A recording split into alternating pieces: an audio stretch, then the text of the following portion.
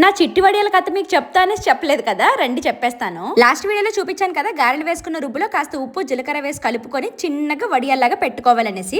అవి ఎండిన తర్వాత ఈ విధంగా ఉంటాయి. బాగా ఎండిపోయిన తర్వాతనే తీసుకొని ఇలా ప్లేట్ లో వేసుకోవాలి. ఈ చిట్టి వడియాల గురించి తెలిసిన వాళ్ళు మాత్రం ఈ వీడియో చూసి ఇది కూడా చెప్పాలనేసి అనుకోవచ్చు, కానీ తెలియని వాళ్ళకి మాత్రం ఇది చాలా వింతగా ఉంటది. ఈ చిట్టి వడియాల్ని వండుకొని తింటే మాత్రం నాన్ వెజ్ ని కూడా మర్చిపోతాము, అంత టేస్టీగా ఉంటాయి. మరి ఇప్పుడు ఆ కూర వండడానికి టమాటాలు ఏరడానికి గార్డెన్ లోకి అయితే వచ్చాను. నేచురల్ గా ఇలా మనం పండించుకున్నవి తయారు చేసుకున్న వండుకొని తింటే ఆ సాటిస్ఫాక్షన్ వేరు కదా. మా పెరట్లో అయితే టమాటాలు భలేగా కాస్తున్నాయండి. వంట చేసుకోవడానికి అప్పటికప్పుడు తెంచుకున్నాను. ఇంకా కూర ఫ్లేవర్ గురించి కరివేపాకు అయితే కావాలి కదా, మరి మా పెరట్లో అది కూడా రెడీగా ఉందండి. అది కూడా తెంచడానికి అయితే వచ్చేసాను. మా శ్రీకాకుళం సైడ్ వాళ్ళకైతే ఈ చిట్టి వడియాల గురించి చాలా బాగా తెలుసండి.